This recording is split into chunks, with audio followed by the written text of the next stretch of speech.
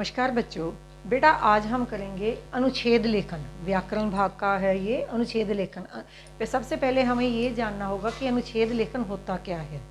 अनुच्छेद आपस में एक दूसरे से संबंधित वाक्यों का समूह जिसमें किसी बड़े विषय के किसी एक भाग या उपभाग को वर्णन करते हैं उसे हम अनुच्छेद कहते हैं। देखो, आपस में एक दूसरे से संबंधित वाक्यों का एक ऐसा समूह जिसमें किसी बड़े भाग के एक भाग या उपभाग को वर्णन करते हैं उसे हम क्या कहते हैं, अनुच्छेद कहते हैं।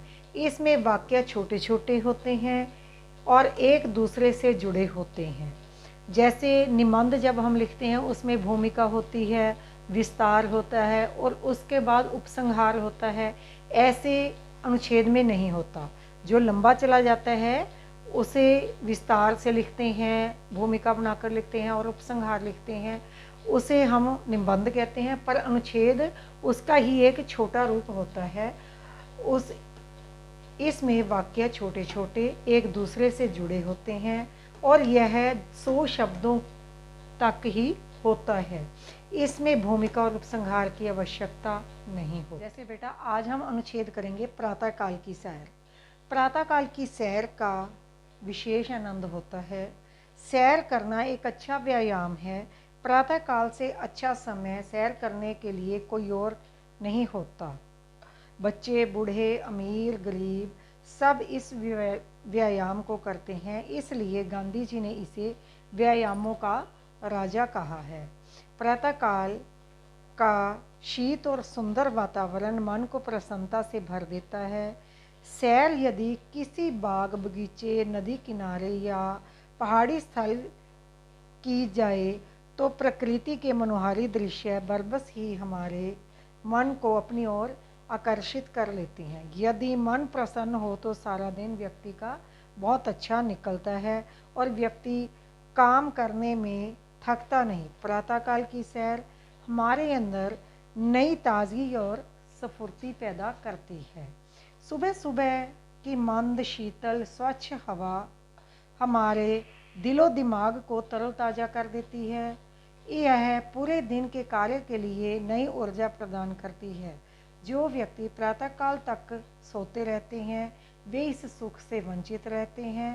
प्रातः पक्षियों का कलरव, खिलती कलियां, मुस्कुराते फूल हमारे हृदय को भी खिला देते हैं। प्रातःकाल की सैर स्वास्थ्य के लिए अति उत्तम है। आज बेटा हम करेंगे अनुच्छेद चिड़ियाघर की सैर। इस बार होली की छुट्टियों में हम चिड़ियाघर देखने गए। सभी बच्चे अपना अपना टिफ़िन लेकर सुबह 8 बजे स्कूल पहुँचे। सभी अपना अपना बैग लेकर बस में चढ़े। हमारे साथ 2 अध्यापक थे। टिकट लेकर हमने चिड़ियाघर में प्रवेश किया। सबके बैग बस में ही थे। सचमुच दिल्ली का चिड़ियाघर बहुत ही सुंदर और बड़ा है। वहाँ हमने हिरन, बाघ, हाथी, गैंडा, बारहसिंघा, नील गाय आदि जानवर देखे। चिंपांजी देखने में बहुत मज़ा आया।